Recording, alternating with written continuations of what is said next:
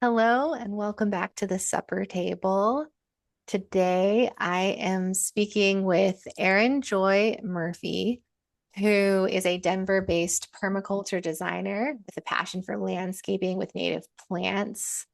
Her company's called Restorative Landscape Design, and she is also a member of the Harp Thieves, a fellow Harpy. This is a beloved writing group that I've been in for the past year, about the past year, which it's been one of the most delightful parts of my life recently.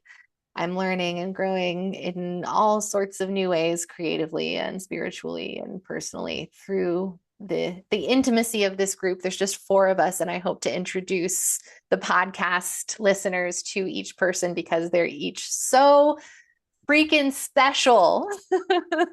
The most special people. Yeah, but before we get into it, it feels important to share that we are both heavily bleeding right now and our cycles are synced. And I was just reflecting today as I was pouring like the bloody menstrual water into the dirt in my, backyard area. I was reflecting on this phase I went through in my 20s where I was, battling the stigma of menstruation and boldly erecting a red tent on my Facebook page every month. And for a while, it was like, if you're not queer or femme, you can't even engage on my Facebook page right now. And anyway, I was just like having a good chuckle to myself this morning, remembering that. And, I'm not to trivialize it because it's an important thing to do, but it is also very much a phase. And I feel like I don't need to be quite as loud about that anymore, but it still tickles me to share when I'm cycle synced with somebody and to just be like, just so you know, everybody, there's a lot of bleeding happening right now. I think was it to you the other day that I was saying this? In the group, I can't remember, but I think I was saying something like if men, grew horns once a month and then shedded them, and it happened at the same time, often as the men that they were in the most connection to, even on the other side of the world, and they noticed the timing of it shifting based on which women they were most connected to, they would not stop talking about it. But when I talk about it on a podcast, I feel like I shouldn't. So I feel delighted and scandalized by you naming that out loud. Yeah, it Yeah. does still feel a little taboo to me too. Like I was staring at this basin of bloody water this morning, like, oh, should I post a photo of this on my holistic housekeeping practice group? And then part of me thought, like, I'd have to have some kind of warning before people looked at this photo of a basin of bloody water. And then another part of me was like, but why? Why is that obscene? There's the conditioning. It's still deep inside of me. Yeah. I think there is an aspect of it where it's also like it's a form of grief, right? Like your body is like literally shedding Mhm. liquid that was a house that you built for a baby inside of you. And so there is a way that it is like there is a element of it that sometimes feels right to keep private. Yeah, for But sure. it's hard to tell sometimes what to keep private or not when the world is telling you all the time that you can't even say it, that you should be ashamed of something that is also just a really beautiful and natural It's time. true. And Yeah. then there's also the messaging that we should be sharing everything. Nothing's too private. Nothing is Yeah. off. Nothing is out of bounds in terms of what we share on social media to foster Yeah. connection with our Yeah. audience or The more whatever else. vulnerable, the better. Yeah. Yeah, Uh yeah, for sure. I've been redrawing those boundaries for sure. It's Um, been interesting to watch you do that, like Thanks. Yeah, it's been navigate all of that. a long time coming. Yeah. Um, let's talk about your business and Yeah. maybe just begin by telling us how you got into this line of work. We were also bonding recently about the fact that we are both homeschooled, and it totally tracks that you ended up creating restorative landscape design, and I ended up creating holistic housekeeping because that's a homeschooler move right there to just DIY your career path because Totally. we receive proper socialization around how to Yeah. participate in traditional work environments. But yeah, so tell me, what's the backstory there? How did this evolve over the years? What was the seed, the initial idea for this work? Yeah. Yeah, I can talk about that. I think I wanted to say first, just for the people listening to the podcast, that like I feel really excited to be talking with Alyssa about this because I think Alyssa's work is super awesome. And she's all about just like really bringing attention to your relationship with your house and domesticity and seeing how that is a place of like transformation and holiness and unholiness and like how putting attention to that like can be such a big place to grow as a person, as a human, maturation wise, as well as like as a person on a spiritual journey. I love that. I love your work so much. And I think there is some overlap with my work. Um, I have always been really, really passionate about like helping people feel more connected to nature. Mhm. And before I started RLD, I was running this business that was more focused on like nature connection, um, through nature ritual and eco-sensuality and energy work and working with plants and stuff like that. Doing things like where I'd taking people in on retreats into the woods to like have deep experiences with nature. And then I just realized that it was kind of like I had this perspective of like the earth is my lover earth, my partner earth. Like I want to be in this really attentive and reciprocal relationship with nature. But so much of my life, it was like I was just like going on date days with nature all the time. Like I'll go to the meadow and I'll frolic with the forest. And then my yard was just like covered in invasive weeds. And I didn't know really anything about like how to work with it in a more grounded way. And as over time, the thing I just kept hearing more and more was something like, honey, you got to do the dishes, not just take me dancing, you know? Like I became dissatisfied both with sort of the spiritually bypassy pleasure chasing aspect of myself and the people I was in community with, meaning people who are also drawn to that type of work. I think there can be kind of a dark side of like trying to escape life through connection with nature. And I started to feel more dissatisfied by that. And I was like, I want to have a more grounded relationship with it. And for me, I had always just wanted to feel nature in the places where I lived. You know, like how come our streets are not teeming with birds and butterflies? How come I don't know what habitat restoration would look like in a city, you know, but I know that this is not it. I know that like lawns and tulips is not habitat restoration because I don't feel the way I feel in the mountains of Colorado on my street. But why can't I? Like, what is up with that? So when my old business tanked during the pandemic, I just kept praying to the earth about it, and I just kept getting this image of me digging in the ground with a shovel. And I was like, I'm gonna do it. I'm gonna figure out what a habitat restoration business looks like. And then I started researching and I learned about native plants and how, and that could be a whole, I don't know if we want to talk about that now or later, but basically, habitat restoration really means bringing native plants into your landscape. Like that's the first and foremost part of it. Mhm.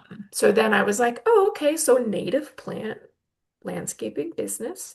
And then it grew from there into this thing now where, you know, we are doing 40 projects a year. I have like a huge, awesome team. We're planting just tens of thousands of native plants every year in people's yards. Um, and the demand is actually huge for what we're doing, which is great because Denver is one of these regions in the country where that is drying up, and so people are needing to switch away from traditional lawns to a low water landscape. So there's a lot of like movement in my community, that like natural movement of the people in my community, towards away from lawns and towards like more ecologically attuned gardens, because their lawns are dying, so they like kind of have to, and we don't have enough water, so they kind of have to. So I kind of started a business at the like exact right time, and it's blown up, which is Yeah, you've really been awesome. pretty wildly successful. I mean, we can, how do we measure success? Blah, blah, blah. You've been pretty wildly successful by all metrics of success, Yeah. I think. Um, and yeah, I do think people are hungry for this.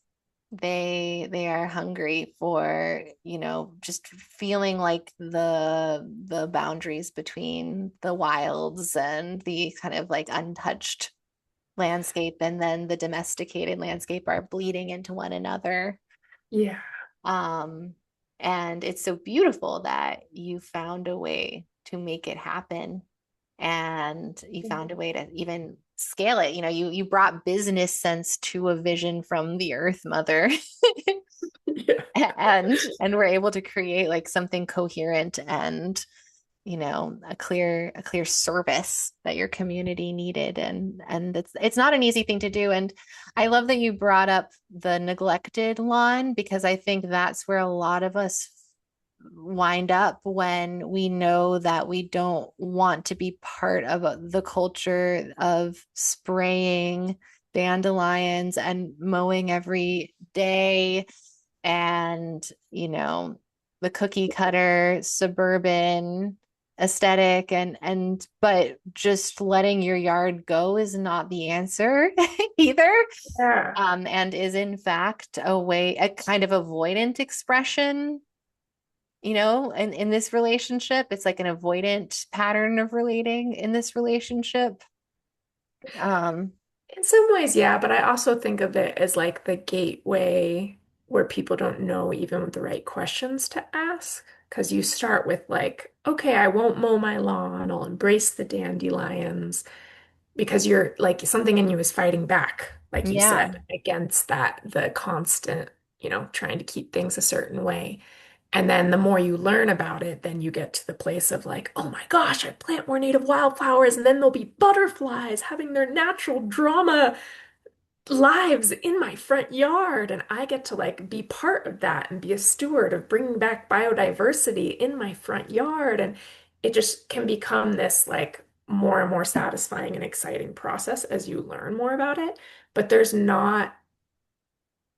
isn't much education like publicly available. Like most people don't even know about the importance of native plants, even though it is catching on and, word is spreading, because I think people do get so excited when they realize that this is something like really tangible they can do with their lawn that actually makes them feel like they're making a piece of the earth better and more beautiful and more abundant and more colorful, and they get to be part of it, like it's not just like you're donating some money to save the whales. It's like in, 100 miles away from you. Instead, it's like, well, maybe I can't save the whales in my backyard, but I can provide habitat for um hummingbird moths, hawk moths, and then actually see them come to my yard with these like beautiful flowers that I am planting and stewarding. And Mhm. that has a lot of energy to it. And then of course it's like the easy way in is either that I hate my lawn, or I hate watering my lawn so much. I want lower water, I want easier, I want prettier. Like those are all of the gateways, but it Yeah. can get as nerdy or as witchy as you want it to if you keep following that. It can, and it can get really emotionally dense. Like it brings up so much shame for me because I still to this day don't know the names of most of the plants and trees around me. And years and years ago, I had this grand insight about the objectification I was participating in, Yeah. um, where I would hang a beautiful painting of a landscape or a cute chart of mushrooms on my wall, the same way a Mhm. horny teenager might hang up a Playboy Oh my calendar. God, that's so But funny. but I didn't know their names or their souls or personalities or how my life depended on that, right? So I had that insight years and years ago, but and this is where your work and my work start to intersect. I did Right. not have access to land ownership. I did not have Yeah. access to home ownership. I was always pushed to the margins of being able to afford to continue living in this region. I live in Western North Carolina, so very Yeah. expensive, like desirable place to live. And um, got really wounded socially around this because plant people are the cool kids in my, community. Hmm. Nobody will date you if you don't know about plants and make your own tinctures, that sort of thing. That is a very specific community. Very specific. And the like young people around me who had access to land and home ownership, I learned they all almost all of them, if not all of them, had things like co-signatures from their parents, down payments from their parents, inheritances, Yeah. like some form of intergenerational wealth that allowed them to do cool things with their land. And I was not invited to the party, so that shut me down. Yeah. But then in addition to that, I have so much shame around it. I have so much shame around it that it's hard to begin learning. So what would you suggest, for people who are educated enough about this that they know it's important and they feel the desire? Um, yeah, where do we begin to develop that familiarity? That's such a great question. And I also have my own version of it in relationship to your work. Like, I often have shame about my relationship with my house and feeling like I'm not attentive to it enough. And I love that the stuff you post about it, I feel like is pretty accessible in terms of like, try this, don't try it all at once. Um, so I might toss this question back to you afterwards, but I think that the plant ID apps that are out now are getting pretty good. And that is a really great place to start. Just like snapping some pictures of the plants that are around your house or on your way to work or on your favorite walk to a park and looking at like where are they native to? Doing a little bit of research about the plant. Some of this in some plant apps, they'll give you some of this info, but you can also research things like, where is this plant native to? Like, any interesting ethnobotanical facts about this plant? What type of habitat does it usually grow in? If you're in a wilder area, or even in a place that's not super cultivated, where it's like not every inch of plant has been allowed to grow there, but there's just things sort of spreading around from like your neighbor to another's neighbor. You can also pay attention to like, where am I seeing these plants, Like what are the plants that seem like they're colonizer pioneer plants that are moving into like open spaces, like we might consider weeds? What are plants that I notice are growing in wetter spaces? What are plants that I know are growing more in shade? I'm a really big fan of learning about native plants, but I think that any kind of just like paying attention to the plants around you and starting to learn more of them and seeing them as like functional, seeing them as friends, being like, oh, I see you, dandelion, you are um, breaking up the dense soil and making it looser. That's one thing that you're doing, and I appreciate that, even though other people are calling you a weed. And Yeah. I've Googled it, and it looks like I can eat your flowers and put you on a salad. So maybe I'll try that. Just like trying to find a couple plants that you see frequently and develop a little bit of a relationship with them. I think that's a really great place to start. And then if you want to have develop relationships with native plants, you can go to some place that is like a version of what um you can go to a wild area near you, something that is keeping at least somewhat of what was there before um colonization, and do the same thing with a few plants there. And even if you just, learn about a little bit about like one plant a month over the years, then you end up feeling less homeless.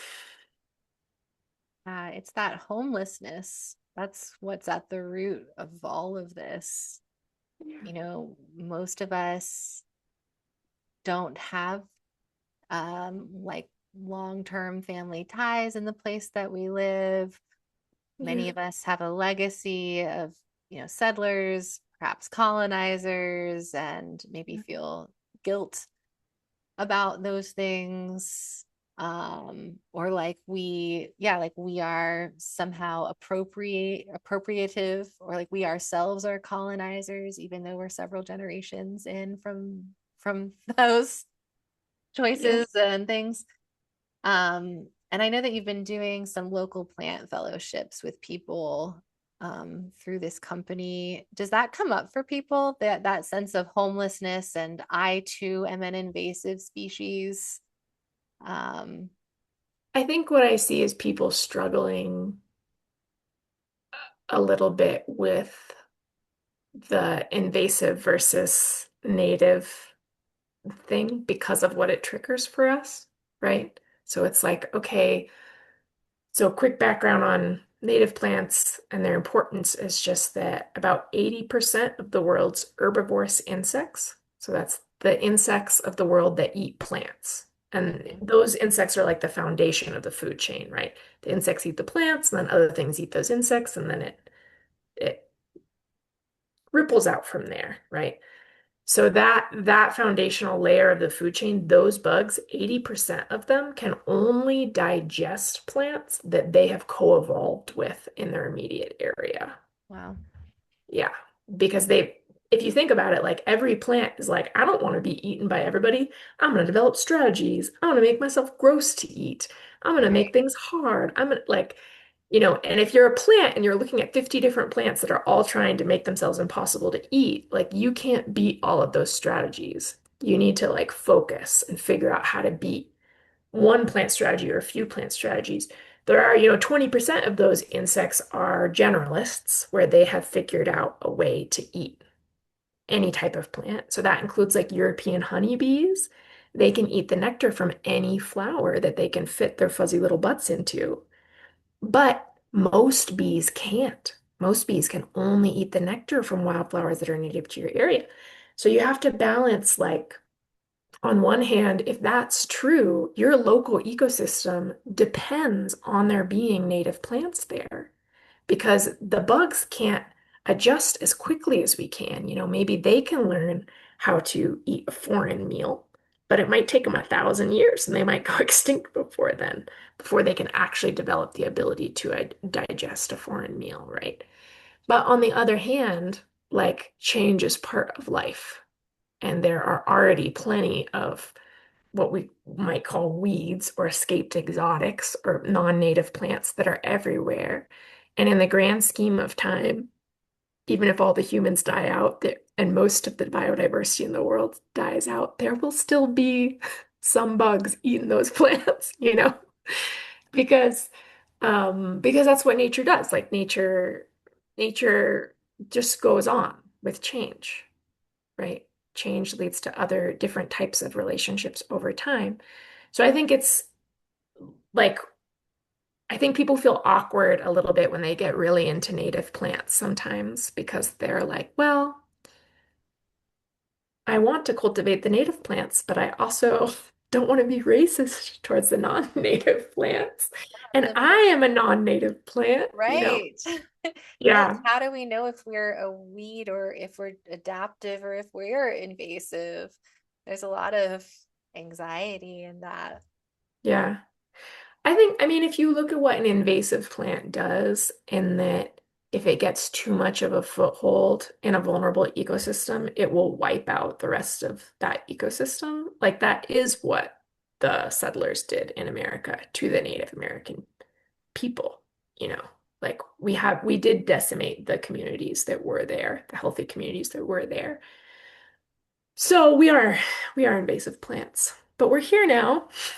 So we might as well figure out how to make tinctures of ourselves and feed ourselves to the world while also trying to reconnect with some of what was lost here, which includes like I think if we're going with this metaphor um of, like let's try to recognize that we're invasive, but also like find ways to live more like indigenous people or connect with our indigenous roots or the part of us that knows how to be in relationship with land and listen to First Nation peoples.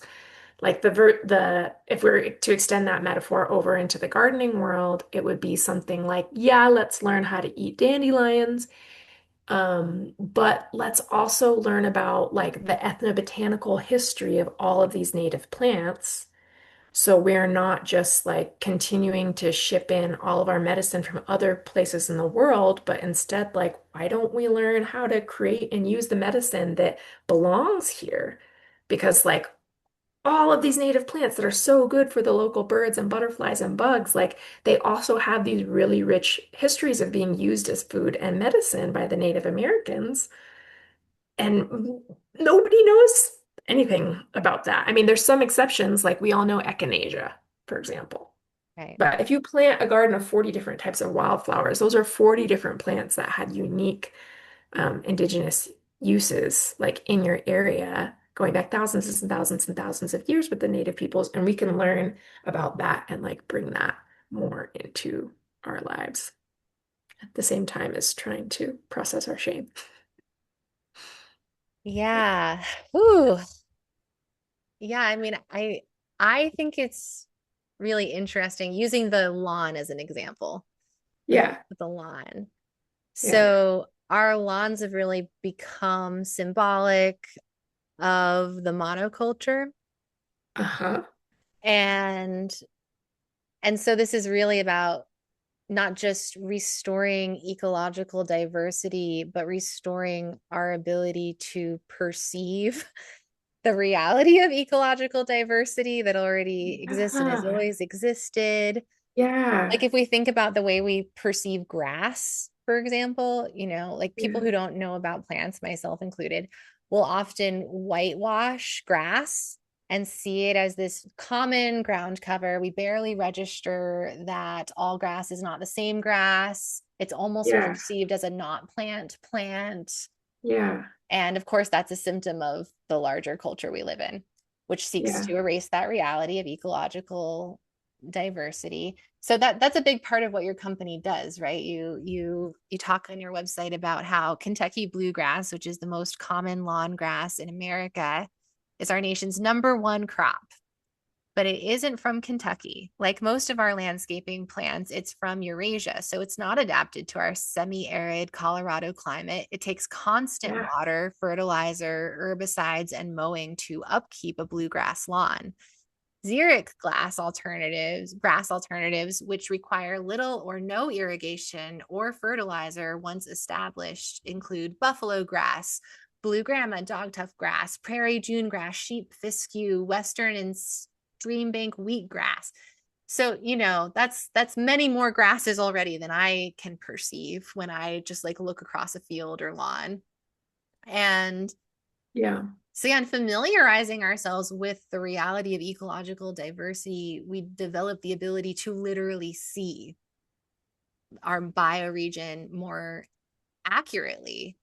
And in Yeah. lieu of developing our ability to like perceive the landscape accurately, perceive ecological diversity accurately, we lose that sense of belonging. So it's a negative feedback loop, but we can create a positive feedback loop too, where by learning about these things the ability to perceive is restored, and then in turn our belonging starts to feel a little better.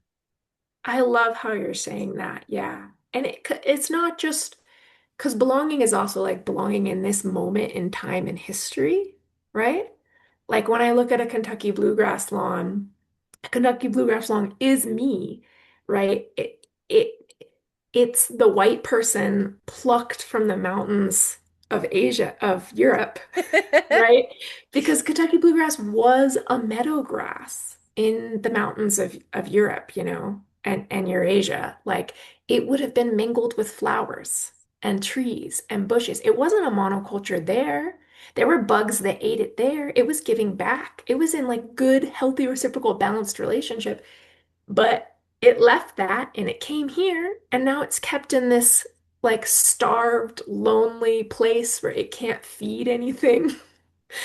Nothing can feed from it. Nothing is allowed to like co-mingle with it. It has to be alone all the time. It It's has to look incredibly perfect. difficult to maintain, and it just takes and Incredibly takes and difficult. takes so many resources. So draining. And the most, I mean, we grow more Kentucky bluegrass than we do wheat or corn. Like Hmm. so much, so much of it, right? So it is me, right? It is me. So I can see that and I can feel compassion for it and I can feel its history, and that helps me feel more of a sense of belonging. And I can see the history of Kentucky bluegrass as something that like, so Kentucky bluegrass, the lawn, do you want to hear the history of the lawn? I feel like that might be Cool. relevant to the conversation. Yeah, this ties into a conversation I had with Jacob Joseph too, on this podcast. Yes, go ahead. Give us a history of the lawn. Okay. So you're going to build a castle because you're a king, right? You got to clear all the trees around your castle because you're in Europe and there's trees everywhere. And then you end up with this, bare space, and you discover that if you like keep it in this nice trimmed grass, then you can have fancy parties on it. And everybody else in your world has like food gardens in front of their houses. Because if you're a peasant, you have a little space that's yours, you're going to make it as productive as possible. But you don't need that because other people grow food for you and bring it. So it's like a flex, right? Like I just have parties in my food Status growing symbol. space. It's a status symbol. And then all of the nobility are like, "Ooh, I want a lawn like the king," right? Then we come over to Europe and we're like, I still want to look like a fashionable British person, so I'm going to have a lawn. And also, there's endless wilderness. It's endless. So I can bring all my exotic plants in my lawn in, because I'm fighting back against the wilderness and staking a place that feels like me, that feels like home. And then, the East Coast is like similar levels of rainfall as Europe, so they could use the same sort of species of plants there. But then as you move over west to places like Colorado where it's super dry, here in Colorado, we have something called buffalo grass, Hmm. which only grows 6 inches tall and then it stops. And it's been growing here since before anybody was cultivating it. It doesn't need any more water than what falls from the sky. So we even have a lawn grass here that's perfectly developed for our space that you never have to mow or water. But we're not using, I mean, it's in my yard, but it's not in everyone else's yard. Instead, we're using the king's grass that you have to water and mow constantly. And one of the things I can feel in that is like the story of the settler coming over and the awkwardness of adjusting to new places and the grief of adjusting to new places and wanting to be successful in Europe, like wanting to be a member of the nobility and then not having that chance. And then you come here and you're like, well, maybe here I can be a king. And then you discover that you can't because you're still trying to like recreate something that wasn't um, ever really sustainable to begin with. Right, and are Um, actually in a pursuit of the status symbol and the experience of wealth are creating scarcity. yes, and abundance is already there. If you want a Right lawn, there. there's a native species that will do that for you, but you're not even paying attention because you're still so haunted by the ghosts of your past. So, and when you notice all that, it is a little bit grounding. It does make you feel a little bit more like you belong because you understand more like why you're in the situation and what your role and your options are. Um, and I like that. Is there a house version of that? Something in the realm of Well, house cleaning that yes, comes like in? I'm always trying to figure out how to articulate it better. Like Yeah. I have even used metaphors like permaculture for your home or regenerative housekeeping to Yeah. try to point at the way that we think about maintenance, like how we have only ever experienced maintenance as this like drain in Yeah. the center of our life that just takes and takes and takes and never offers anything in return. And Yeah. how maintenance is actually supposed to feel and work is that we pour care into something and then that in turn is nourishing for us. It's reciprocal and it's very symbiotic. And in the home, it's a little harder because we're talking about our relationship with inanimate objects and like a different facet of place and space, and different Yeah. stuff comes up around place-based identity, like more attachment wounds and family material and things of that nature. Cool. So kind of like the more interpersonal levels of home. And yeah, it's really hard because the same thing happens where people think that more stuff will make them feel like they have more wealth and a more full life and there's more possibility and they have more security, when in fact that just creates the conditions for scarcity. And the same kind of psychological traps happen too, where then people begin moralizing it through minimalism or the pursuit of zero waste lifestyles, Yeah. or they're no buy year, or whatever Yeah. else, or they have to make everything from scratch. I have to do everything from scratch, and that can also become very extreme, especially when so many of us also have to do things like work outside the home for money. Um, and But not all I, of our labor is going on, is being poured into the home. Like that's like I have worked with a yeah. lot of gardeners and their gardens look amazing and their home is falling apart. And it's not really their fault because they only have so much energy and so much time. They cannot do everything. We weren't ever all supposed to do everything. So the self-sufficiency myth and hyper individualism definitely is at play here too. And it is all very existential in nature. And, there's a photograph of you on your Instagram page wearing a t-shirt that says the ritual of mowing parallel lines won't soothe the existential dread of late stage capitalism and climate collapse. Benjamin Voigt's shirt. Yeah. Yeah, and it's the same. It's like people feel like collapse occurring all around them. And what? I'm just supposed to vacuum again? I'm supposed to prioritize cleaning out my cluttered closet. The existential dread is so real right now.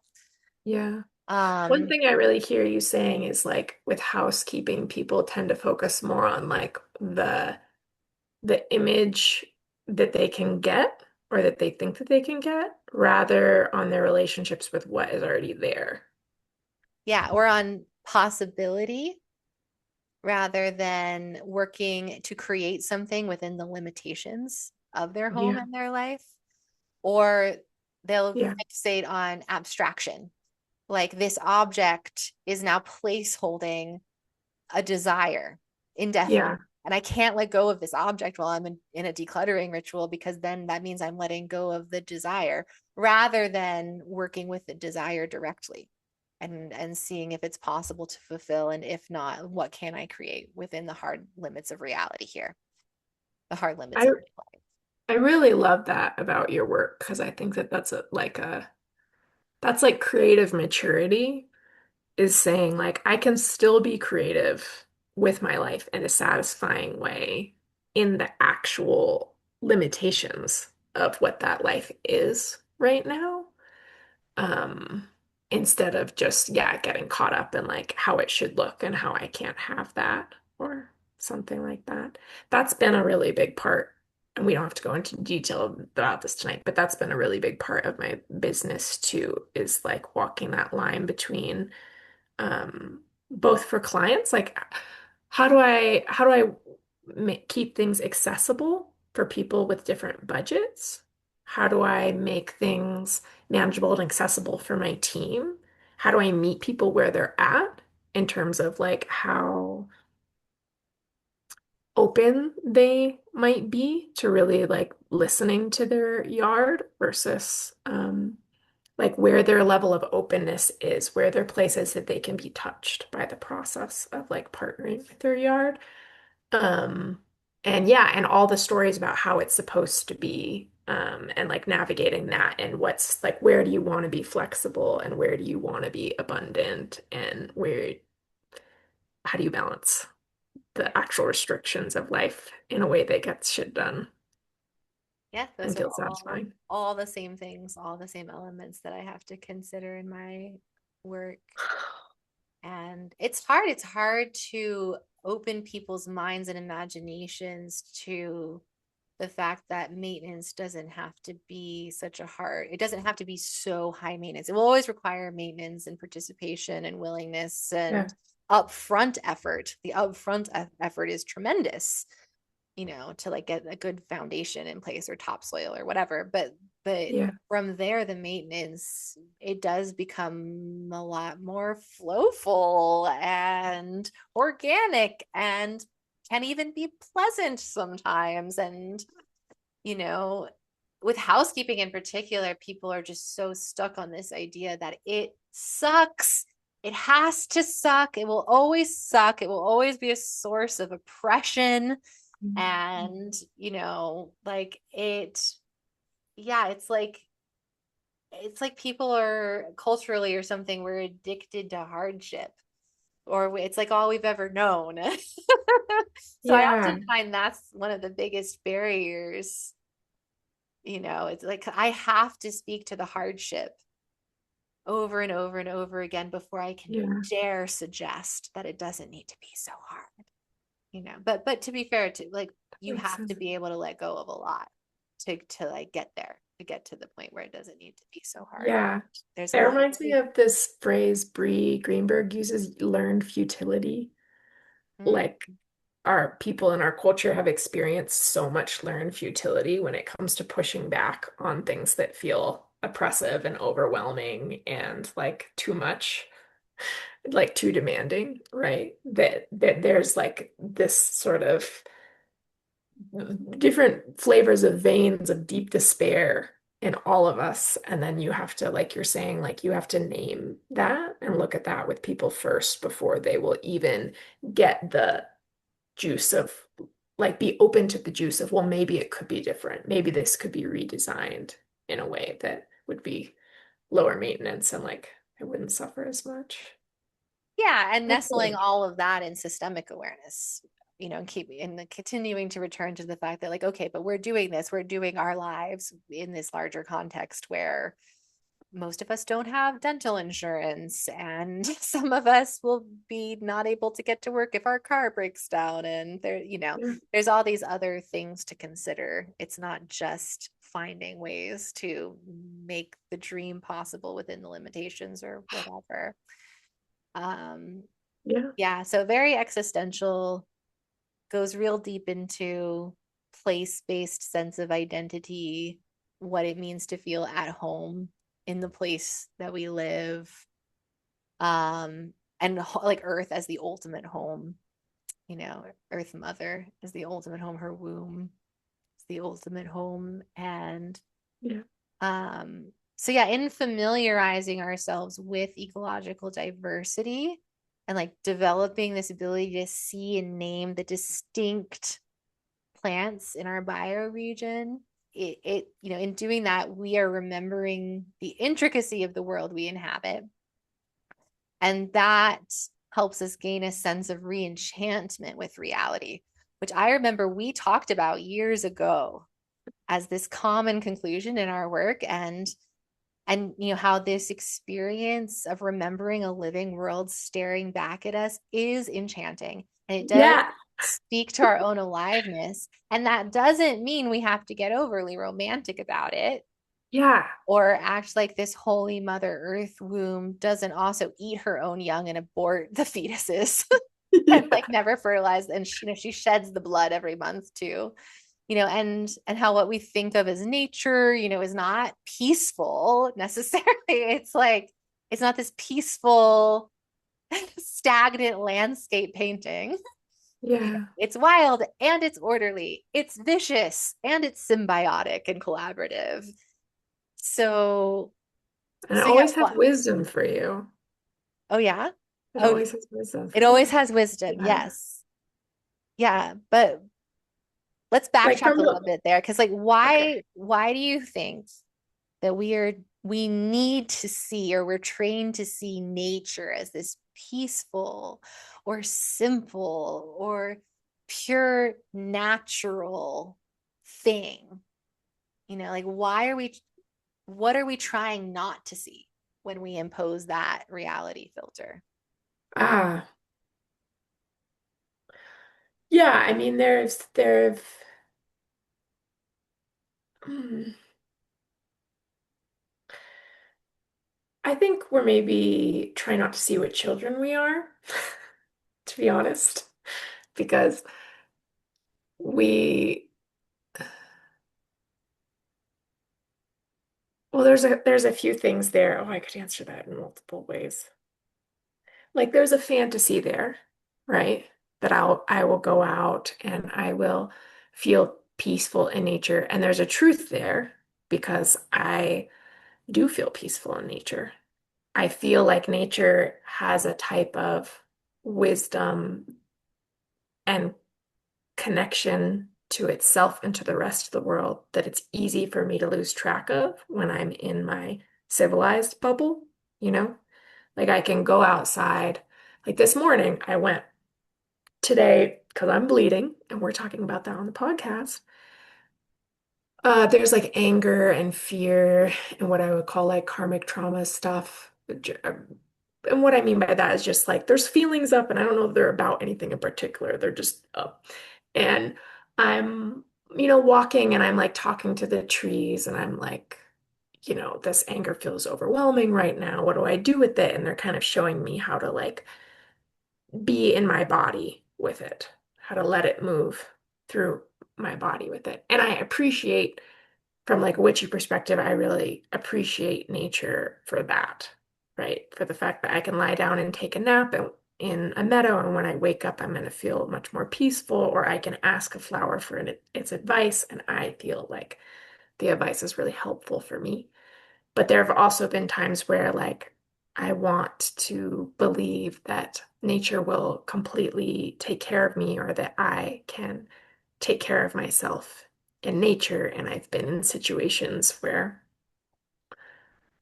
uh, I get cold or run out of water or Right. like nature survival situations where I'm like, I'm also just a child with this fantasy that nature is like the perfect parent that will always take care of me. But part of taking care of your children is making sure that they grow up and not always doing everything for them. And so, like, yeah, I probably shouldn't have done that because now I'm cold or I don't have water and I have to hike back to civilization or something like that. So I think, yeah, there's like the projection that we want to project on everyone and everything is that we would like everyone to take care of us in some kind of ideal way, but that's not necessarily best for our maturation as people and as spiritual beings, and as children becoming adults. And at the same time, sometimes you need a good hug and a piece of wisdom from someone who's more connected and lived longer, you know? Yeah, it's ultimately kind of like about um holding the non-duality of life and death. It's just sort of ever present in anything we're Yeah. doing or seeing or being or Yeah. experiencing. Yeah. Um, yeah, What does being at home mean to you? Like, what do you think of when you think of like really feeling at home in a place? I've been asking myself this a lot, of course, because this is at the center of the work that I do with people. And of course, I want to be really careful to practice what I'm preaching. And it's Yeah. definitely made me pay a lot more attention to how I relate to home in a much deeper, broader sense. Yeah. Um, I do think belonging is a big part of it. So, like, what does it take to feel at home? Is that what you asked? Yeah, what does being at home mean to Mhm. you? What does it take to feel like you belong? It could be another way of phrasing the question. In terms of your relationship with your home. Yeah. Yeah. So there's like my home, and then there's the place that I live. Yeah. Um, yeah. I think it takes a lot of willingness to invest, being at home. What Yeah. does that mean to me? It means willingness to invest in the place that I live and the people I live with. And it means having the courage to form strong attachment. Mm, I love those answers. Yeah. Don't pull any punches. Yeah. Yeah, Yeah. it's a very, very terrifying thing in my life circumstances because again, I don't have access to housing stability and financial security and any of those unfortunate luxuries that allow people to have a, stronger connection to their home, and Yeah. to invest more deeply in their home.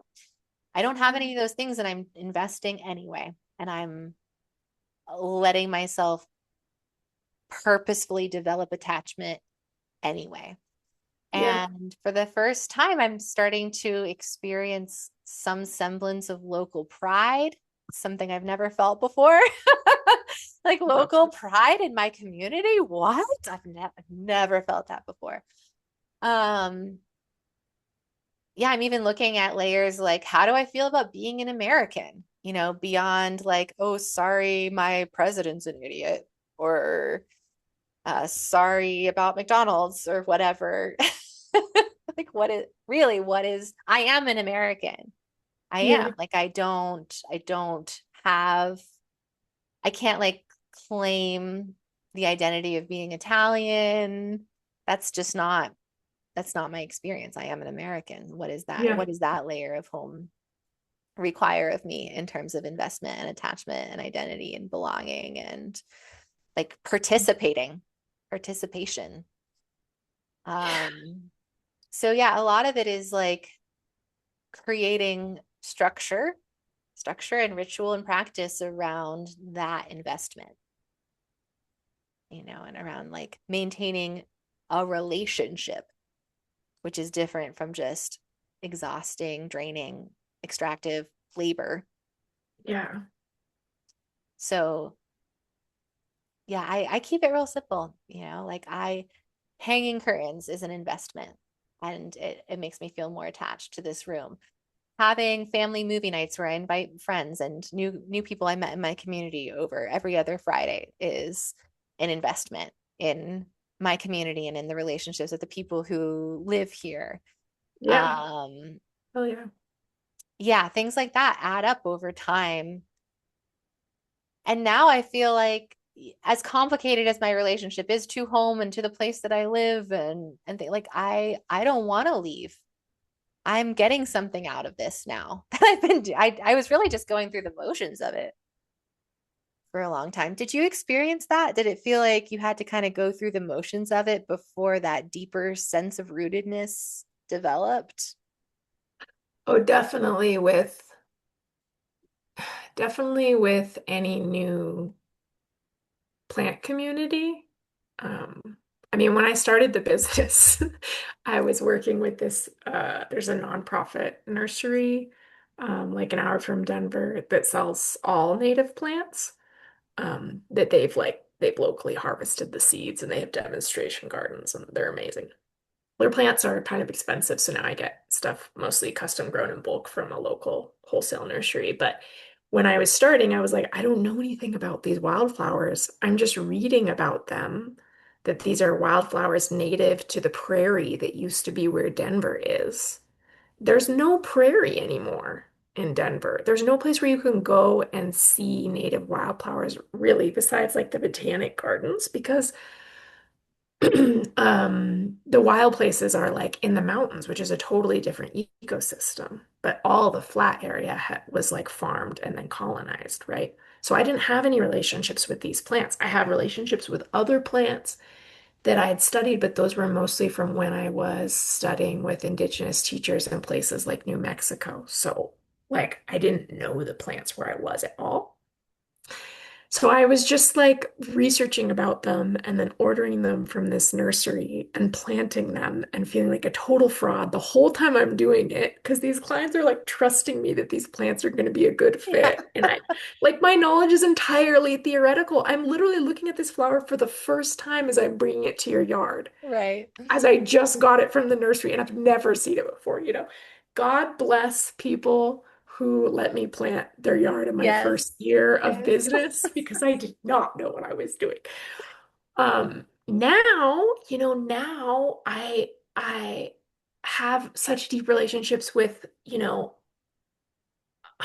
100 at least, like plants that are native to the Denver area. And when I pick them up from the nursery, it's like seeing old friends. And I will notice them sometimes while hiking, and I notice them in gar other people's gardens, and I see how they behave and everything like that.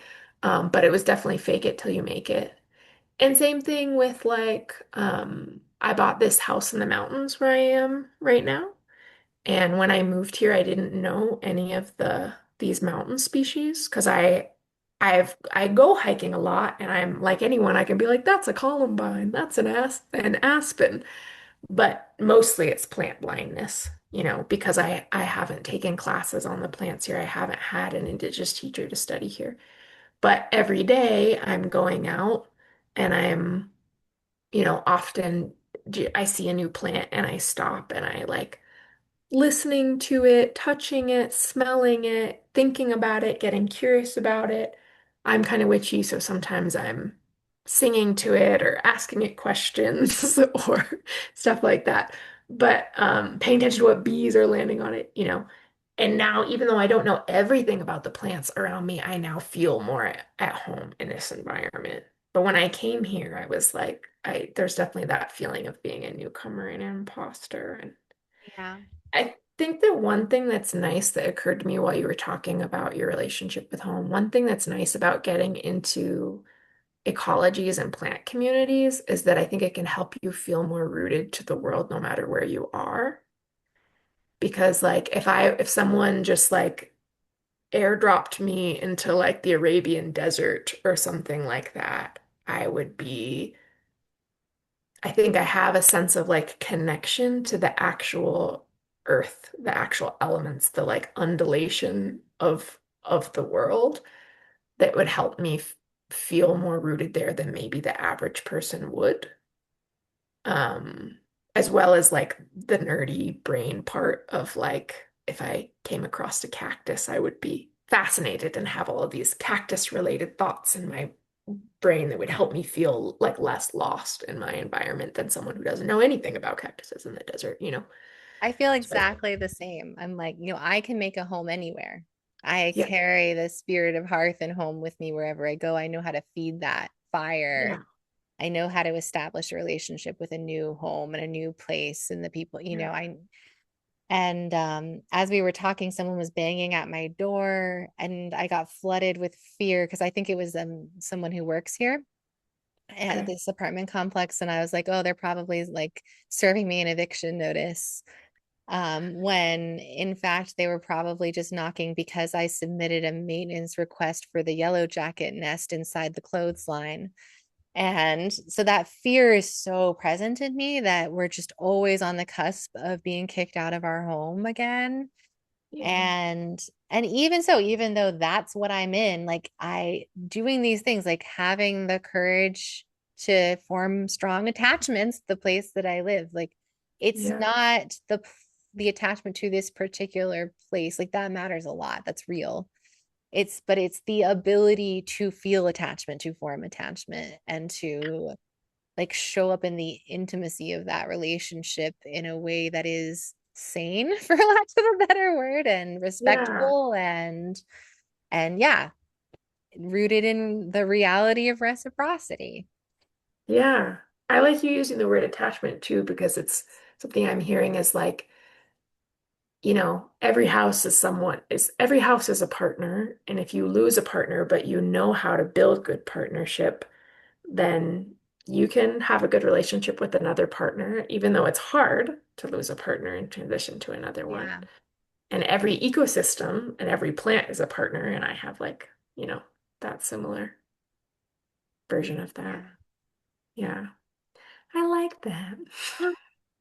Yeah, well, we're coming up on end time here. Thank you so much for talking with me. This has been a beautiful conversation. You're such a beautiful person. Is there any other last thought you'd like to share before we go? I can think of like 80 different directions that this conversation would go that would be interesting to me. So, um, I think we should write a book together, probably. Probably. Let me think.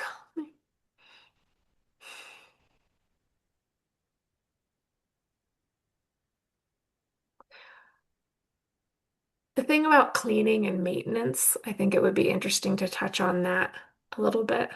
Like a lot of your work is about like helping people clean and maintain their house and their relationship with um that. And then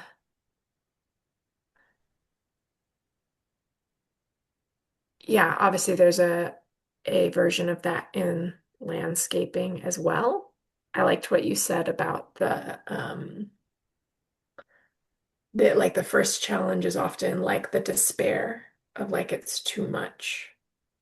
And I'm definitely trying to design my landscapes when I'm building them for people and with people to make them as low maintenance as possible and to tailor the maintenance to a level that's like a sweet spot between their desired aesthetic and their actual time availability, Mm-hmm. and their budget. So it's actually a Mm-hmm. sweet spot between those Mm-hmm. three things. Uh, I wonder what the question is here. Just something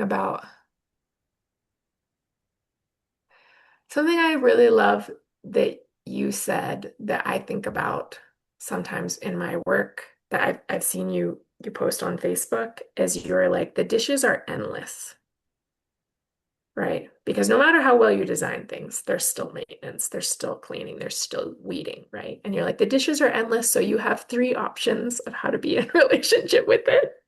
And you were like, I'm trying to, do you remember offhand what your three options were? You can resist. Uh-huh, but enjoy resisting, right? Well, you can clown it.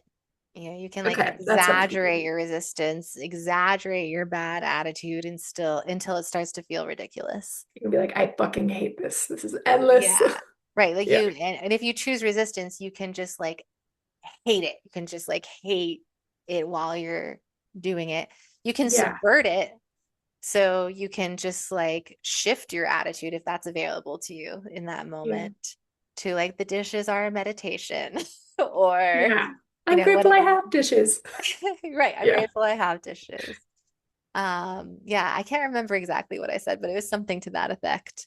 And then what would the third option be? Oh, you can just not do it. And Just then do it. you can experience the consequences of that. Uh-huh. And let that teach you. I love that. I love that. Um, yeah, I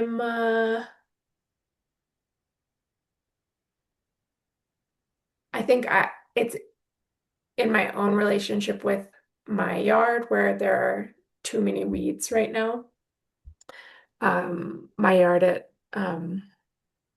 where I live with my boyfriend when I'm in Denver. I have it's there's this famous saying that like if your landscaper's yard looks great, they're probably not a good landscaper, which is just like you don't come home from an 8-hour shift of work doing Yeah, it's the landscaping same work with in the house sun. cleaners. Yeah, House cleaners do not have a clean home usually. no, yeah, it's hard to come home and do that. And so I sometimes I'm just letting it build up and hating that, it's getting too weedy, and just noticing how it triggers my shame and just like being with that and being like, well, I'm not prioritizing it right now, so I have to. accept feeling the shame. Sometimes I'm trying to like talk to my yard about it, and my yard will be like, I'm beautiful and I'm like doing my thing, and like you just want me to look a certain way, and that will humble me a little Yeah. bit. Yeah, when homes talk back to us when we check in with them, they're often like, it's all good. Like, I'm not Yeah. mad at you. You're not Yeah. neglecting me. Literally, my only purpose is to shelter you. Yeah. Yeah. Yeah, Yeah. it's funny. And then I guess the subverting it is like the weeding up and focusing on the joy of like, oh, it's gonna look so good when I'm done weeding, and it's gonna create more space for the beneficial plants to grow. And I'm doing a good service by weeding. Um,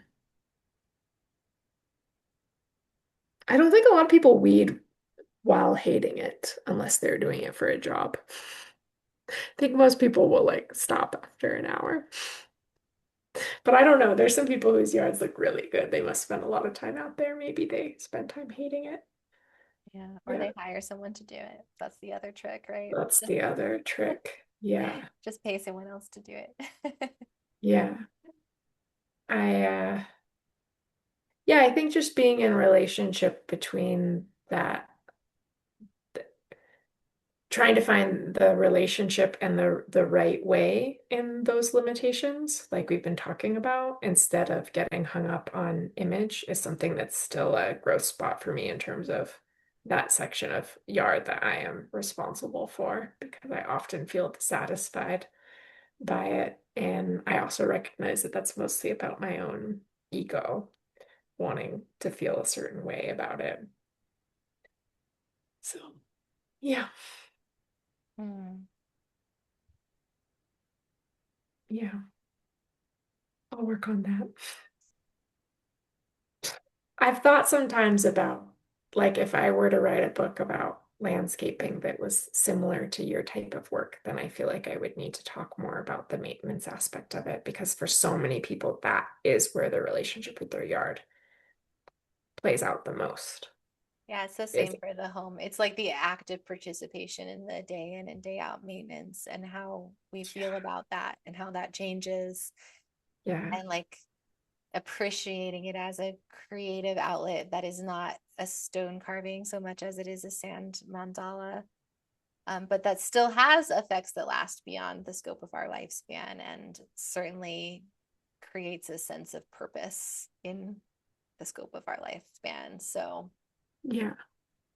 yeah, yeah, there My is company something. doesn't do maintenance, so I haven't put much attention on that, but I Yeah, think I that mean, that's I do like fine tuning aftercare sessions and things, but I don't do house house cleaning. cleaning anymore.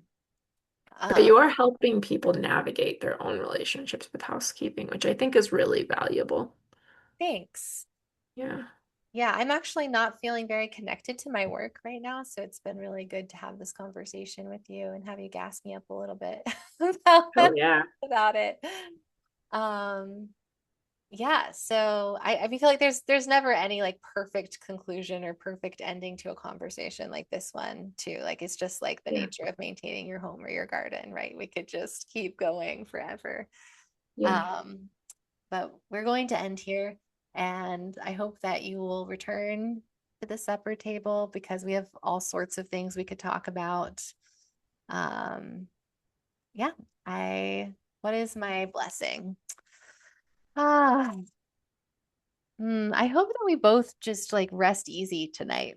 It's a blessing for both of us. I like that.